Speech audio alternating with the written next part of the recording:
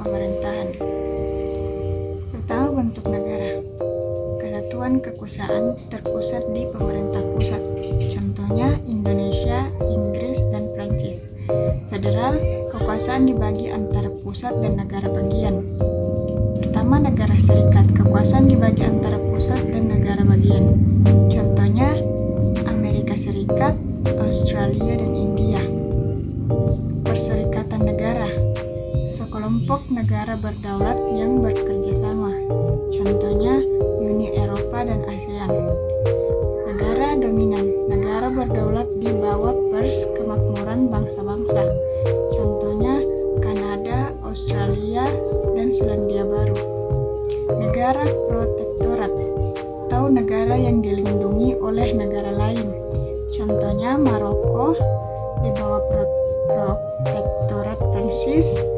Daerah mandat, wilayah yang diperintah oleh negara lain atas nama Liga Bangsa-Bangsa atau disebut Perserikatan Bangsa-Bangsa. Contohnya Namibia di bawah mandat Afrika Selatan. Konfederasi, sekelompok negara berdaulat yang bekerja sama. Kedua ada selanjutnya bentuk pemerintahan. Pertama, republik. Pemimpin negara dipilih oleh rakyat. Ada demokrasi, kekuasaan dipegang oleh rakyat. Rakyat memilih pemimpin melalui pemilihan umum. Ada berbagai jenis demokrasi seperti demokrasi langsung, perwakilan, dan deliberatif. Contohnya ada di Indonesia, Amerika Serikat, dan India.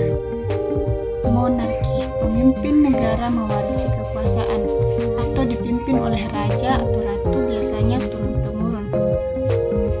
Bisa absolut, raja atau ratu punya kekuasaan penuh atau konstitusional. Kekuasaan dibatasi konstitusi. Contohnya Inggris, Arab Saudi, dan Maroko. Oligarki dipimpin oleh sekelompok kecil orang elit. Kekuasaan didasarkan pada kekayaan, status sosial, atau pengaruh politik. Contohnya di Venesia di masa lampau, beberapa negara dengan sistem politik korup.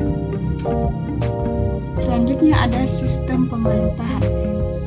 Pertama, presidensial. Presiden punya kekuasaan besar, dipimpin oleh presiden yang memiliki kekuasaan eksekutif.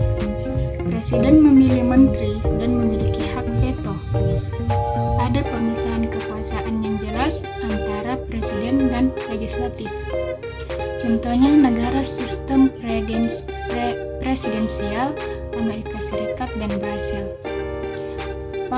Parlementer, Perdana Menteri bertanggung jawab kepada legislatif, mencakup keseluruhan cara kerja pemerintahan termasuk hubungan antar lembaga negara, eksekutif,